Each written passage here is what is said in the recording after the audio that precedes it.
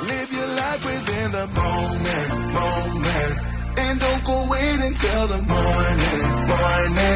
You never know when it is over. All that I know is we'll get older. So let us dance this night away.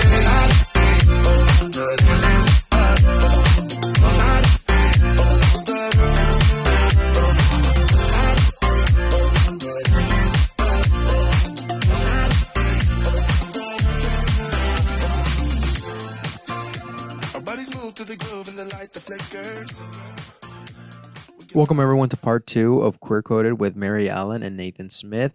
I hope you enjoyed last month's episode and are tuning in for the second part. And if you haven't gotten a chance to listen to the first part, I highly encourage you all to go back, find that episode, and give it a quick listen. It's an amazing conversation that they have. So without further ado, thank you once again for tuning in to an episode of Queer Coded, a podcast by Eastern Oregon Center for Independent Living. Before we begin, please listen to the following important public service announcement from the Honorable Judy Heumann. Judy was the former United States Assistant Secretary of Special Education and Rehabilitative Services in the Clinton administration and the former U.S. State Department's Special Advisor for International Disability Rights in the Obama administration. Recently, Judy starred in the Netflix documentary Crip Camp. Hello, my name is Judy Heumann. I'm here today to encourage you to please take your COVID vaccine. And if you have friends and family that haven't, please encourage them also. COVID is to be taken seriously. In addition to taking the vaccine, please use other protective methods.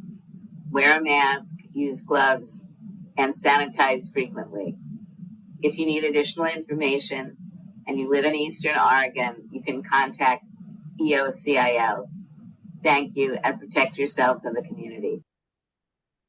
So you talk about visibility. Do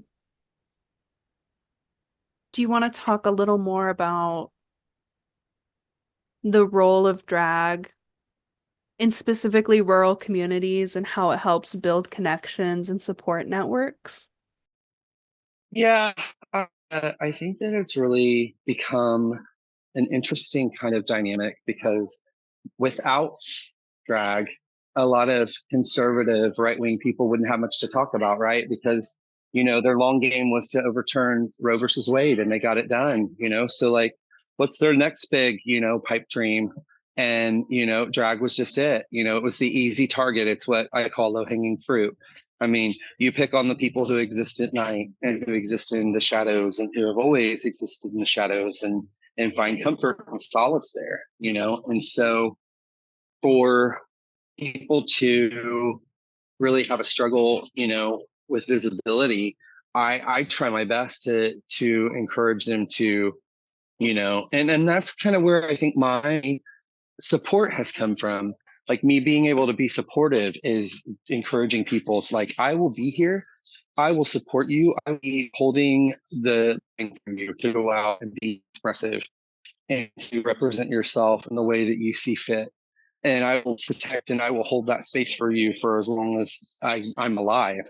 And I think that that is what my goal in life is supposed to be. I think that's what I'm here for, is to, hold that space for people. I really enjoy how that's kind of changed. Our dialogue has kind of changed because before, it was an idea of arguing with people about privilege, and you'd have to go through this whole thing. People would look at you and say, well, I grew up poor and I didn't have anything handed to me, so how am I privileged? And it's like, well, when you walk into a store with somebody and they get stared at the entire time and you don't, because their population has been wrongfully accused of things in the past because of, overextended stereotypes, that's what privilege is. And so I like the idea of people being able to say they're holding space as well, not to negate anything about privilege, but I think it puts it into a position for people that want to help. It gives them an opportunity to do so, and it gives them a way to do so that's tangible, and it's not, just kind of arbitrary. It's not. It does acknowledge privilege. It does acknowledge that you have, an innate access to things that other people may not. But it also gives you a way to kind of, find a way to make that work for everybody that it kind of has oppressed in the past by holding that space for people, and for holding that opportunity for people to be able to have that space. That's, I think, really important. I know that people tend to shut down if they feel like they're being blamed for something that they think they had no part of. And so that's a really hard thing to get through. But I've enjoyed kind of breaking through that and saying, yeah, you may not have been there, and it may not have been something that you were a part of, but you can be part of what fixes it. You can try to be the solution, be the change you want to see. And that's kind of what I try to do. I tell people in therapy all the time at work, I'm like, you have a choice in healthcare. Just because I'm sitting in front of you doesn't mean you have to stay with me. If you feel like you're going to benefit from being with me, absolutely. But if you don't, I'm not going to work against you. Like, I'm not going to force you to do something you don't want to do. And so that's been really helpful for me, I think, because people understand that I'm there for a reason. Like, I'm there to help you out, and I'm not there to be the problem. I don't know everything. I don't claim to know everything. God, I don't want to know everything. But I try to be as flexible as possible. And I've got a lot of people that I work with that are learning, I think, that from me. You don't have to be the ultimate answer. You don't have to have all the answers. It's okay to ask somebody, hey, this is what I'm thinking, or this is what I'm feeling. And that's doing safe zone training has been really helpful for that, because it's created a safe place for people that have the best of intentions to ask those hard questions and be like, is this okay? Like, if I say, if I have a nephew and how do I know what correct pronouns to use, or how do I know? And I go back to, being able to just, use their name until they, if you don't feel comfortable asking, use their name until they give you an idea of what their pronouns are and go from there. But that seems to work out pretty well, because giving people the power to be an ally and be supportive is a lot better than just kind of saying, well, I'm afraid to say anything because I don't want to hurt anybody's feelings. Like, well, we're not going to learn anything if we don't talk to each other. So Do you do much work with youth? So one of the things that I've noticed, and are you asking professionally or as a performer? Initially I was asking professionally, but now I'm also interested in as a performer. As a performer, I tend to make myself available to anybody, really. So, like, I've performed at Pride festivals. There's been a couple of years where I've had titles at the time, and the little ones that come up and point at me and say princess.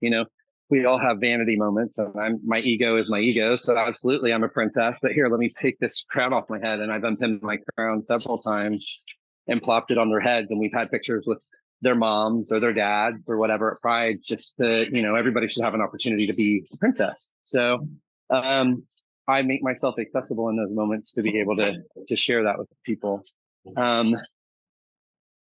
Personally, like professionally, I have a limit to the age group that I work with. I work with 14 and over, and it's only because of the fact that Oregon is a unique state, and at the age of 14 is when people can start making their own decisions without having the advice or input of their parents. And so they can have, mental health services, they can have medical services, and they don't have to, the providers don't have to report back to parents. And that's kind of really what my focus was. And I've gotten some pushback in my agency, not from people that are trying to discourage me from that, but more so the idea that mental health is a huge crisis going on right now anyway. So being able to, provide services for everybody, is something that they want. And, I understand that, but I have a very specific population because I have a very specific job to do. And that's providing a safe place for these youngsters to come in and talk about their experience, and not have parents come in and browbeat me about what we talked about and then go home and shame them for their queerness. And so makes my job kind of tough sometimes, because I have to unfortunately tell people, I really appreciate you want to work with me, but I can't see you until you're of the age that I approve of, seeing people, because for my own practice and well-being, I need that. It also is a security thing. It's a safety thing for me. I grew up in a very small, very conservative area, and I didn't work with kids in that area because, I just was under the assumption that, if a parent came in and said, you made my kid gay, um, law would not be really on my side as far as what could I do to protect myself, right? Like I would just be kind of hoping that there'd be some sort of like sanity. But yeah, so I just never wanted to put myself in that. And to me, I think it's really paid off because it's made me really trustworthy with my patients, which it's one of the paramounts of why I do what I do is I like being able to tell people stories, but also have that trust. But it also allows me to, experience kind of what the need is, and that is what I think makes this important, that I do have that hard line and I do protect the people that I see, and I protect their confidentiality and I protect, a lot of that. So it's important. And I'm glad that I get to do it. So if that answers your question. How do you encourage your youth to foster visibility in like their school settings and their community settings and their family settings? And do you or yeah, go ahead. Oh, so that's a great question. I talk a lot about being visible, and it's interesting because I'm able to see things from a perspective that I can share with people that they're already doing it. Every time you go to the grocery store, every time you go to the library, every time you step out of your house, you are visible. And you do not owe any of us in the culture that you don't owe any of us your experience as visibility to make the experience easier for us, but you do have that opportunity to make yourself feel like you can exist authentically in those spaces. And that's really ultimately what we're trying to do is, I tell my group all the time, and most of the group that I see them individually, and I'll tell them, I'm like, I'm doing this and we go through this because I'm not going to be there all the time. And when I'm not there, I want you to have these skills that you're like, yeah, I can walk out of my door and I can know that I don't have to represent all queer people or all non-binary people or all people that are trans, but I can be myself and that's enough. And that being, that is enough exposure. That is enough. There's some people that don't feel like they want to share anything at all. They don't want to be seen as anything. They just want to exist. And that's okay. But for those of us that do go out and live in a very visible aspect, we're doing that for the people that can't. And I always acknowledge that too. I'm like, we do this for those that can't do that, and that's something that I think we forget. I forget at almost 47. I've been out since I was 18. And, I forget that there's still people that struggle with coming out because I've been out for so long. I'm just like, hey, you mean people just don't roll out of bed and be like, hey, mom, dad, I'm gay? No, that doesn't happen. Oh, cool. But, it's being able to, have understanding for all of the sides of it, and respecting everybody, and saying, hey, you know what? Like, you don't have to come out. You don't have to march in the parade. I'm going to march in the parade for you because I feel like I can do that. And I feel like that's something that I enjoy doing. So, every time that you're visible, you're doing it for somebody that maybe can't. And when you put it in that perspective, it really changes how people kind of view things because it's not just something they're doing to, be a political movement or something that they're doing to try to, disrupt society, but it's furthering the longevity of our culture. And it's making it less of a shock every time you run across somebody from our culture, like and that's kind of was interesting because when I first got to Pendleton and I walked around and was talking to people, none of them were just like, oh, it's a homo and it's out of his element. It was very much like, oh, it's so great that you're here. We really have a need for that, and I was like, it's if you went back to my hometown in Indiana, and walked around, you probably have the same thing. But I have such a sour taste in my mouth because of how I was tortured and treated that I would never give them the benefit of the doubt. And I would never give them any kind of concession because there's so much damage that they did to me. And it took me so many years to get over that I still work with and still deal with. And so there's just no redemption for that. But so I understand, and I try to walk in grace with everything. I try to be as graceful as I can be, because I understand that it's not easy. Not everybody wants to have that grace. Not everybody deserves that grace. But being able to say, hey, I'm going to do the best I can with what I've got. I'm going to try to be, you know, is all you can do. And I think that that's really important. Okay. I'm gonna circle back. You were talking about coming out for a moment. Can you talk a little bit about the concept of coming out and the impact it can have on an individual's mental health?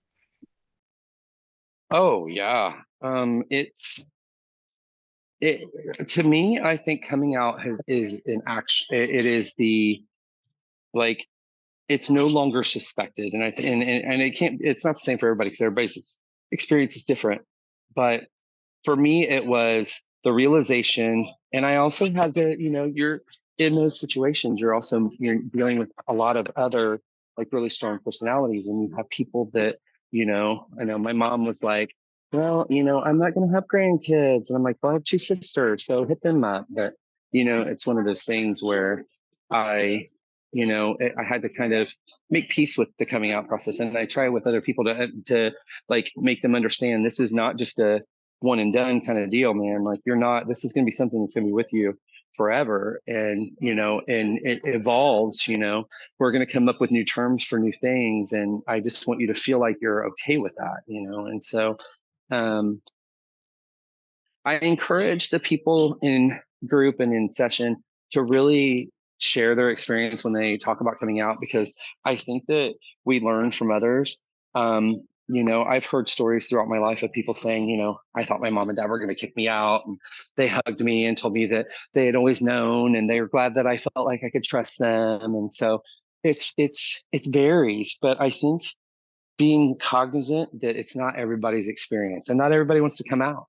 Um, I'm single. I'm as single as they get, and have been for about 13 years. And I have definitely met a couple of people that I wanted to potentially be in a romantic relationship with, but one of the hard lines is they were not out. And to me, that's something that's important, because I will never allow myself to be shoved into a spare bedroom because your parents are coming to town. I will never allow myself to be othered. I will never allow that.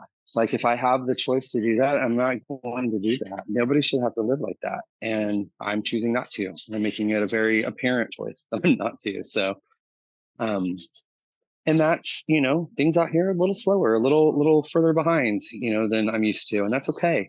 I mean, I'm not in any kind of hurry of trying to go settle down. But I think that it's manifested in other ways. Like, I see it, like I see, oh yeah, for sure. That makes sense. Yeah. So, but yeah, no. And people in the coming out process, it's really individual. It's really just, when you feel like, and what you feel like sharing, and it's so funny in my group that I lead, how many layers people have where they'll, well, I'm coming out as trans, well, I'm coming out as non-binary. And then, we'll have a conversation about, we had a group, because I have usually topics we talk about. And one of the topics recently that we did that I'm going to revisit soon, because we have new people in group, is bi erasure and biphobia. How there's this constant push and pull of when people identify as bisexual, no, you're not, you're gay or you're straight, or, you can't decide, you just can't make decisions. And, and for a lot of people that are exploring the fluidity of their sexuality, it's really offensive and it really minimizes their experience. And so to be able to have a very frank and open conversation about that, I think has been really helpful and educated me too. Because I mean, I grew up in a time where that was the way it was. It's like, they used to make the joke, "Buy now, gay later," and so being able to, acknowledge the fact that that's where I come from, and I've seen that happen in society, and really advocating for those people, and it comes down to me. For me, it comes back to like, you don't have to agree with how people want to see themselves. All you have to do is agree that they deserve to exist right alongside you. You don't have to go out of your way to be anything other than, and that's been a good message. I think it's been really, people have received that because, well, I'm going to have to overhaul my entire life. Well, you're probably going to have to rethink the way you approach things at some point, but it's not going to be that bad.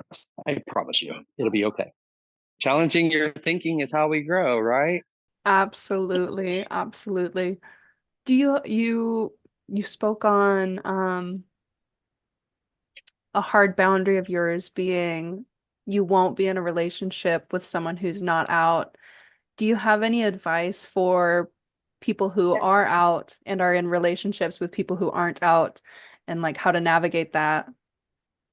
Ooh, And especially how to tricky. navigate Yeah, that with because grace. I always, and all of my patients will tell you that I tell them that I don't give relationship advice because until I can have a healthy one, I have no business telling you how to live yours. But that being said, I do have the professional credentials to be able to, have some sort of opinion. And I think that it's all about your comfort level. If you love that person, then that's fine. But I think that, you can't, it goes back to this really cheesy notion of you can't help who you love. And that's the truth. We can't help who we fall in love with. I was somewhat romantically interested in someone who told me that they were not out enough for me. And I was like, that's a new take on that. Like, but it was, kind of true. Like, I am just out here living my life and I keep my own pace. And, he wasn't there, or wasn't even going to be close to there. And there was no need for him to rush it. But I think that you have to be able to look at, yourself when you came out, be able to look at that. How were you? How did it work? Did you have a good time coming out? Did you have a bad time? And being able to really process your own, I guess, your own biases, without, lack of a better word, your biases. I'm biased. I have control issues. I know this. I've been able to do what I wanted to for so long. Why do I want to share that with somebody? I just like doing my own thing. It's fine. But really, it's just, I don't know. I think that you have to really consider, what is it doing at working with a therapist and having good mental health awareness and being able to say, like, is this causing me harm? Do I feel like I am being asked to sacrifice something to be with this person? And is that something I'm willing to sacrifice? Is that something that I'm willing to relinquish as a part of myself? And if you are, it can work and it can be great because, all kinds of relationships exist in the world. But for some people who, want to be, hold hands and, have somebody, act like they're physically connected in public. And there's different levels of that too, as much as I am you can grab my hand in public and hold it. And I may be uncomfortable for a minute, but I'll get used to it because I want it to be something that I get used to. I don't want to be ashamed of that. There are going to be people that never want to get to that point because they don't want people to have any insight into who they are, or have any perception of what they might be for whatever reason. And that to me is just kind of like, hey, I respect that. I do.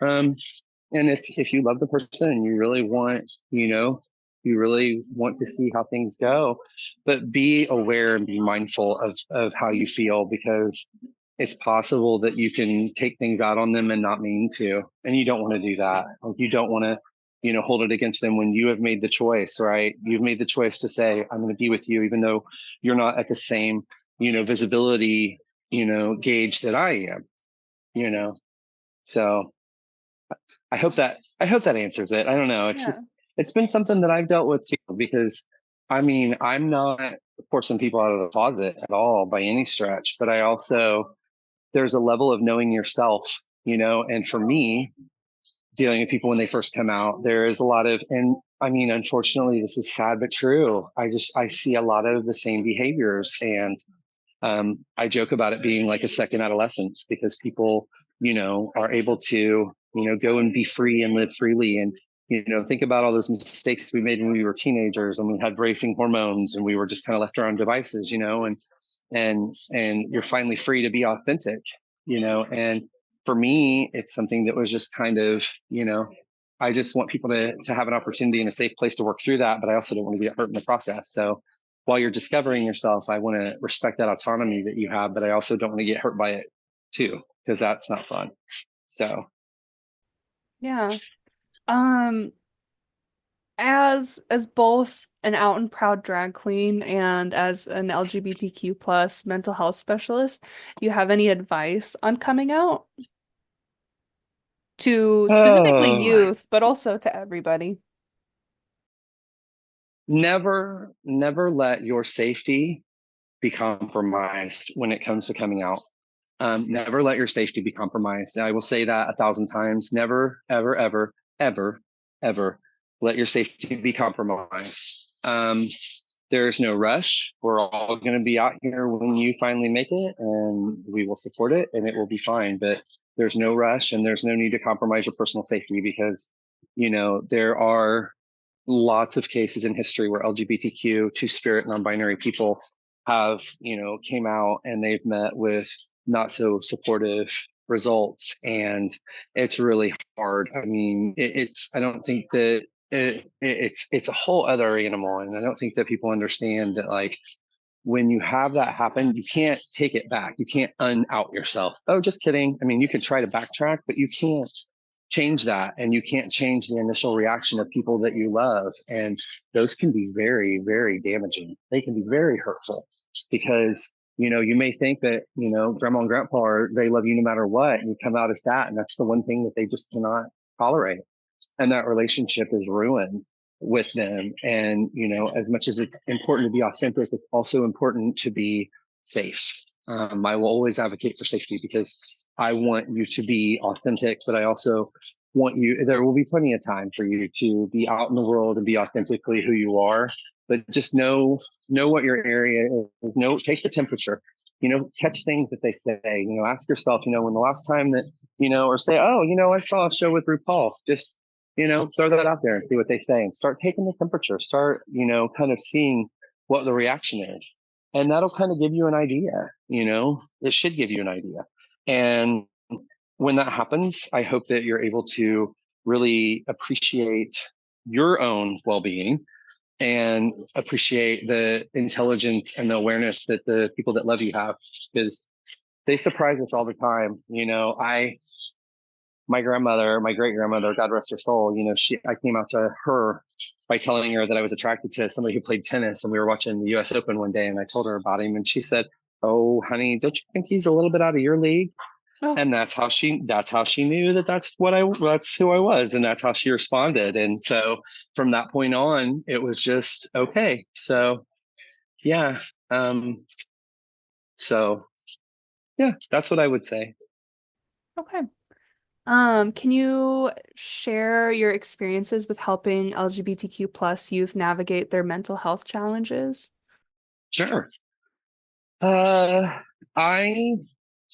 try to incorporate a lot of things that I don't feel like would normally be talked about, addressed. I call it the queer bubble. I've been in it for so long that I'm just kind of at home in it. I have to kind of really be dragged out of it, pun intended, but um, I kind of have to be pulled out of it and put into another mindset because I look at things from, a queer perspective and from, that idea. And so it's interesting because I think about it, and, I try to, I picked up a curriculum at the VA.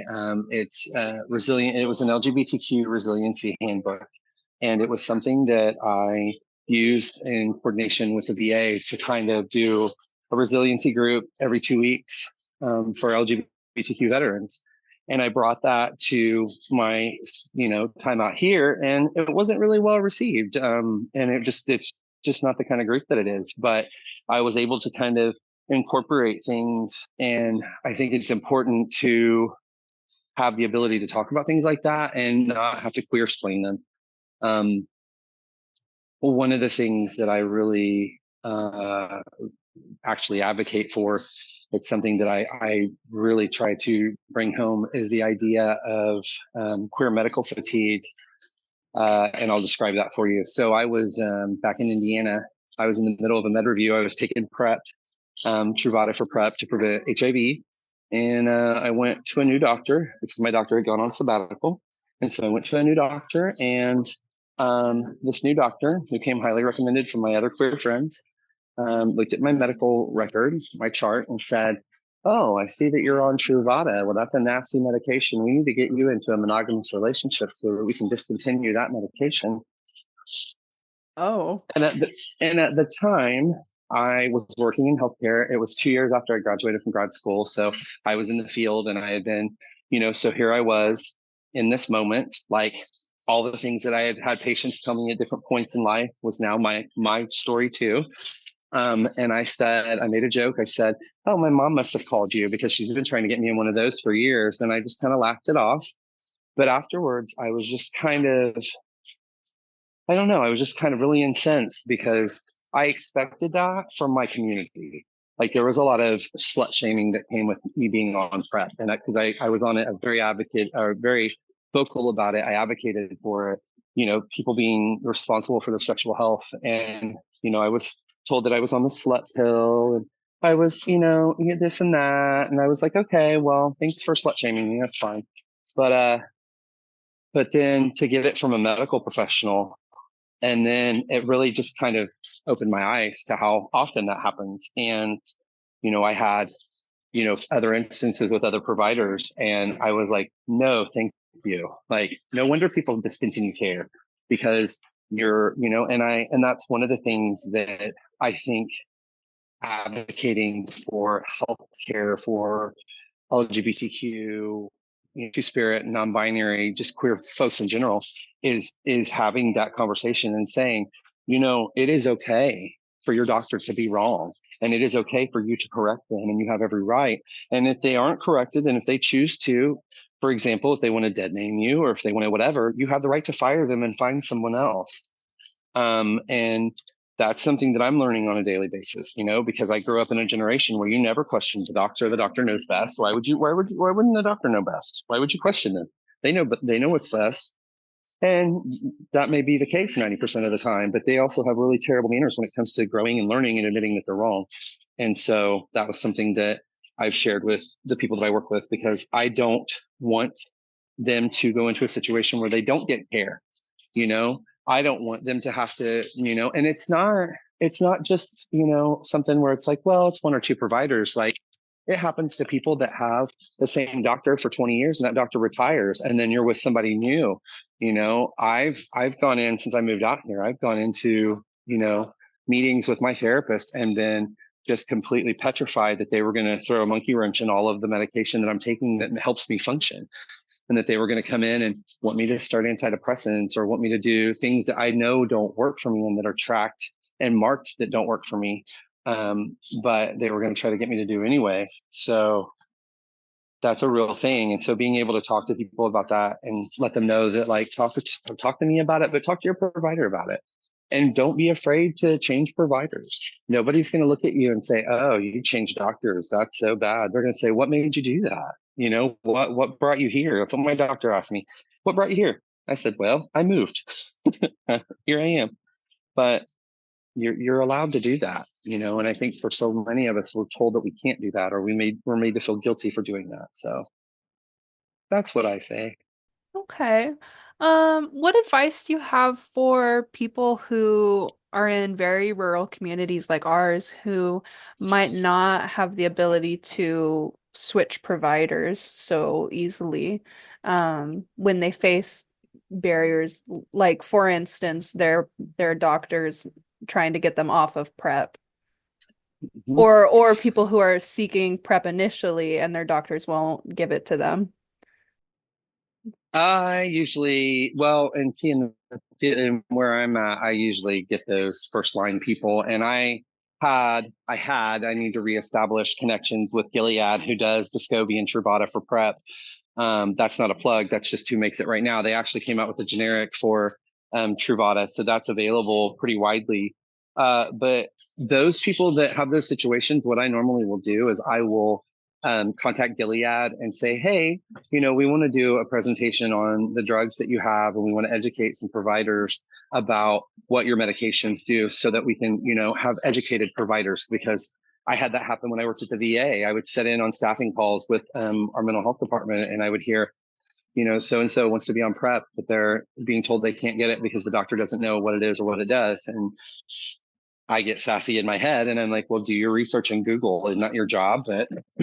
But I say to people, I will contact Gilead, or I will have you, I'll give you their information. You can reach out, but make contact with them and see if they want to send somebody to talk about it, because, it's not that hard to get somebody. The medical reps love travel, and they love coming out and talking about their new, medications.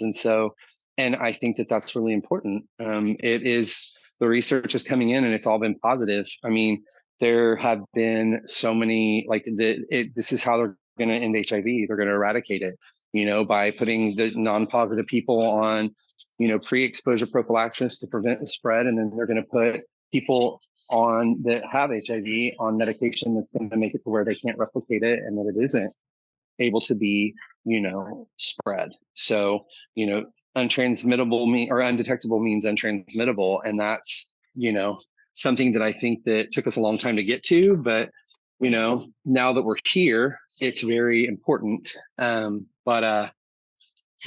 would say try to find an ally. And, I've had that happen in Pendleton, where I've had people that have flat out other diagnoses, not necessarily transitioning, but other diagnoses they want no part of. And I say, well, okay, cool. We'll just go find another one, or there's plenty of places that insurance will do telehealth, where, you can meet with a doctor over video if you feel the need to. There's ways around it, but don't stay with a provider that you don't feel comfortable with, because you're not going to get the care you need. You're not going to feel like you can be honest with them. And you could be going through something really hard and really life-threatening, and just be kind of suffering in silence because you don't feel like you're comfortable telling them. And that's a huge disservice. That's a disservice to their field. They're supposed to be there for everybody. It's going to get me on my soapbox about, people that want to refuse, pharmacists that want to refuse giving you PrEP because it's against their religion. Well, I don't bring my religion in, and people that are emergency room doctors don't bring their religion in, and lawyers oftentimes don't bring their religion in. If they did, I'm sure there'd be a whole lot different scenarios going on. So all of these fields, people check their own biases at the door, and if you can't do that, then maybe you should find another job or another career, because it's not your ethical decision to tell me what I can and can't take because of how you agree with it, because that's not your job. Your job is to provide me what I'm prescribed, and stay in your lane. Before I forget, a plug for listeners. You can get PrEP online through Mister. And I believe they have another website called Sister that does the same thing. But yeah, Mister online, you can get PrEP. But want to circle back just a little bit. Can you talk a little bit more about undetectable equals untransmittable? Yeah, so I was actually pulling up the latest research on that, so that may be why you can't see me. But I want to be, because I haven't been able to actually look at the most updated. So the Center for Disease Control, which is where I'm going to try to pull my info, but it actually, National Institute of Allergies. The government is so crazy. They put things in the weird places, and I was trying to find U equals U. CDC. There we go. There's clear scientific evidence demonstrating that a person with HIV who has durably suppressed viral load will not transmit HIV to their sexual partners. And I'm trying to find out what the most current. Oh, here we go. Sorry, I'm not as brushed up on this as I thought I was, because things change all the time. So the U equals U was created because they were seeing it as a way to, end the epidemic of HIV. And it looks like the CDC put together a fact sheet where the reasoning behind it is to improve the well-being of people with HIV, to end the stigma of people living with HIV, to have some clear-cut treatment goals, possibly reduce anxiety associated with testing, encourage people living with HIV to start and stay on treatment, to stay healthy and prevent transmission, and then universal access. And that universal access has been really important. You mentioned MR. There's a lot of places. I know back home there are several organizations that do medications if you don't have insurance. And I know that the Umatilla County Health Department has a campaign on, I think it's called Let's Get Tested. So I know that there is a drive to kind of have that visibility. There is a lot of stigma around it. There's a lot of false, information about it, and so being able to, talk to somebody and get the information. And for me, with my patients, I share every bit of new information that I can find that comes out if they ask. I think that right now that is a luxury because I think that they're more worried about being authentic and not being seen as something that they're not. And so, coming up with the idea of how much trans is enough trans, or how much, you know what I mean? So it's like, the medical side of it, I'm ready for, but I've only been here 6 months. So I think I've got a little bit of time before that happens. But I would say find an ally, find myself, and you can find my information. I'll share it with you afterwards, but you can email me at work. It's nathan.smith@ccsemail.org. And you can, email me and I will try to find you a connection with somebody who can be supportive in Umatilla County to, help you talk to somebody that will, help you get on medication that you need, or help talk about your options if there's no medication that you need. And so that's kind of what I've been doing is trying to attach people to resources that they, I'm like, here, I know this person that knows this, so let's talk to them, because I don't want to know everything and I don't want to be responsible for knowing everything. Yeah. I think this will be a final question for this portion. And maybe we'll do a part 2. But do you want to share a little bit more about local resources, resources and supports for LGBTQ plus youth and adults in our region? Yeah, so I'm still learning what the local organizations are. I know PFLAG. I've met with some people that are, operate through them. I know that there's your organization that I've been able to contact and be able to talk to people that way. Trying to think. I'm really out of my element. That is I'm really not sure. That's okay. But I know that I am a resource. I put myself out there definitely as a resource, and I like to let people know that they can contact me. And I am not afraid to ask the tough questions. I have a very, very supportive agency behind me. I mean, every other word out of my mouth was clear this and clear that when I was onboarding for this job, to make sure that they knew what they were getting with me, because I wasn't going to come out here and just be like, could you not do the queer thing so much? We'd really appreciate it. So they were very aware, and they've just been gangbusters. I'm actually networking is another thing. I'm going to the Meaningful Care Conference Yeah, I'm presenting. I'm on a panel of 2 other individuals. I'm presenting on providing services in rural Oregon for LGBTQ, Two-Spirit, and non-binary patients. So I'm excited about that. I haven't presented in front of a group in a while, so I'm very excited. I'm looking forward to it. I get to get out of the office for a few days and come, schlep around Portland and get people to come work where I work. That's another part of the visibility piece, getting people to come and being able to, get people in there that are either affirming or are part of the culture and working, because the people that I work with have really amazingly genuine hearts and they want to help people. And I've just been able to come in and talk to them and give them ways to be understanding and accepting and supportive and productive. And so I'm really grateful for that. But yeah, that's one of the things I think is really important, is to, hustle that and get more people. I want more people, not necessarily like me, but I want more people that are, that are going to be friendly and that are going to be helpful and not create more work for me. I have to come behind it and be like, I'm sorry they said that to you. Let's process that.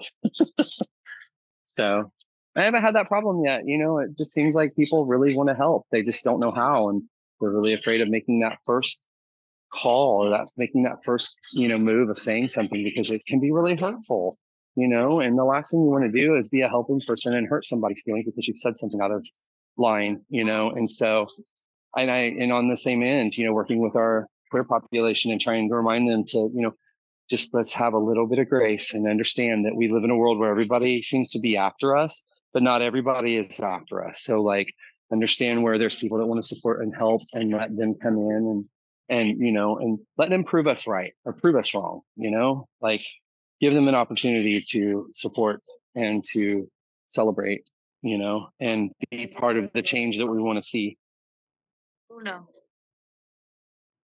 So I'm looking forward to a part 2. I feel like I've said so much this time that I hope that I hope I've been able to make some sense, but I moved clear out here to help people, and it's all I wanted to do with my career. And, this will be my last job. After this, if this ends, I will go private practice and I will focus solely on private practice and providing LGBTQ services for people outside of an agency. So I have a secondary final question.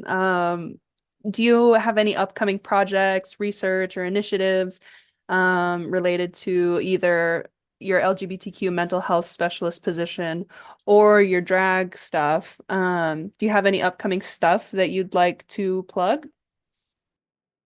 I really don't. I'm kind of boring. My birthday's coming up, so I'm trying to kind of get through that. It's 4 days after Valentine's Day, and I never have a Valentine, so it's fine. It's not that it bothers. I'm perfectly fine. I'm a lying therapist. No, but seriously, it's okay. So it gives me more time to focus on my rescue puppies and life. And I bought a house, and so I'm going to be here for a while. But I would say the only thing that I really could plug is the Meaningful Care Conference. It's going to be in Portland, and I'm sure you'll probably have stuff all over the place for that. I'm excited that you're going to be there. I've never been, but I'm looking forward to networking and hopefully, like I said, extending the reach, but beyond Umatilla County of my services, so that maybe I can encourage people to come back and want to work in Umatilla County and help us grow this. The people you mentioned at the beginning, the people that had really unkind things to say about your billboard initially, and that were really not supportive. The thing that I would leave your listeners with is it's kind of morbid, but it's sometimes the truth is morbid. Those people eventually are going to die, and probably sooner than later. But understanding that that's an idea that's losing ground and has been losing ground for some time. And the more that those ideas die and those people die with those ideas, the less they're going to have any merit, the less they're going to have any weight. And so, being able to have conversations with people and give them the benefit of the doubt, knowing that, they're literally, it's like the death rattle, when somebody dies and they have that last gasp, this is their last attempt at really oppressing people, is making them feel like they're less than. And so being able to just kind of, understand that this isn't going to be forever, just kind of wait it out and see the support around you, find support around you, and really, afraid to say, I'm really grateful that, you are supportive of me and that you are helpful. So, Yeah, and I well, eagerly await part 2.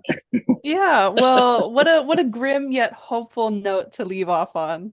I just want to thank you for your time Sad but and true. It's yeah, yeah. But I want to thank you for your time. No, you're totally fine. Thank you for the opportunity to be able to talk about what I do. And, please feel free to reach out to either one of us if I can be of any assistance. Like I said, I work in Umatilla County, and I do group. And the only prerequisite for my group is that you are engaged in services. So if you are looking for a new mental health provider, you are more than welcome to come check us out. It's Community Counseling Solutions in Pendleton, Hermiston, and in Milton Freewater in Umatilla County. And counties all over, but those are the counties that I serve. So, you'll definitely run into me at some point. But thank you so much for having me. I feel completely at home, and it's really nice to be able to talk about something I'm so passionate about and people that I have such deep feelings for, and the next generation that I'm trying to get ready for, what's coming behind us, because we've got an election year and we're all kind of white knuckling our way through it, hoping to God something good comes out of this, because it just seems like, in my experience, our rights and our privileges and the things that we value are always on the docket. Always, every election year, it's like, let's drag out the queers and make them the focal point. I'm like, don't you have anything better to do? Literally, can't you worry about homeless people or veteran suicide? Why do you constantly go after the gays and the queers? It's frustrating. So I'm going to try to minimize my network television watching, because I just can't take it.